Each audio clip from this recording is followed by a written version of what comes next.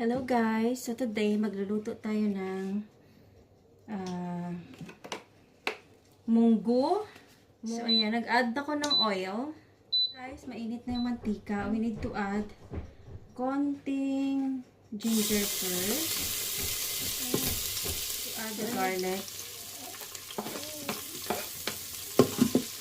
So guys, ayan na. Gisa. Then, we need to add the onion. Ayan. Ayan. Hintayin natin siya ng tanglad, no? Bubulol ako. So, guys, ito po yung ating ubod ng banana. Frozen siya. Nilagay ko sa manok. So, ayan. So, ayan na, guys. Medyo nabatok na siya, no? Ito yung chicken ko, guys, ay fresh from the farm. Kaya ba? Namisun ko na yan ng salt and pepper, guys, ang ating chicken. So, we need to add a little yan. Lutuin muna natin ng bahagya. Then, we need to add our munggo. Our ubad. Ito na. Pagkakakonti. So, importante may taste lang ng ubad. Ikot-ikot siya. This time, ilagay ko na yung the rest na ating mga sahog. So, before that, para mas masarap. And then, a lot of ginger, para hindi maglangsa, diba? Ginger, and then, ilagay ko na din itong ating onion para mas maraming sap, diba?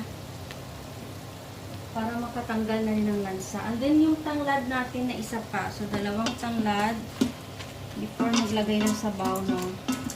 So, wala na. Ito lang. Maglagay na ito ng water.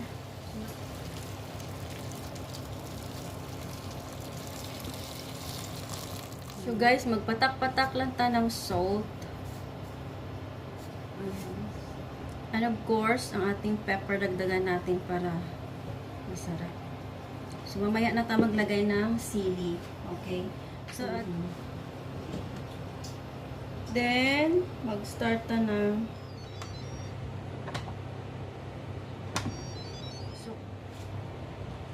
so, i-mix natin siya.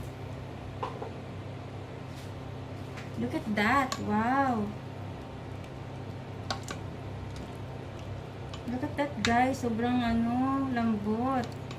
Pati buto na ang bango. Tama lang yung sabaw. Tikman ko natin siya ng bahagya, no? So, ayan na, guys. Meron ako 5 pirasong dahon ng sili. Ayan. Napasiguradong bango-bango na ito. Para nasa puti. Sobrang lanta ng chicken. Sobrang sa pressure. Anyway, thank you for watching. Bye-bye. Plus, mayroon tayo dito adobo. Tuyong adobo. Let's mix it. Ayan. Gusto ng asawa ko ngayon. Iba naman adobo. Tuyo. Adobong tuyo. I mean, dry na adobo na. So, yun lang guys. Thank you for watching. Patuyuin ko na itong adobo natin. So, tapos na.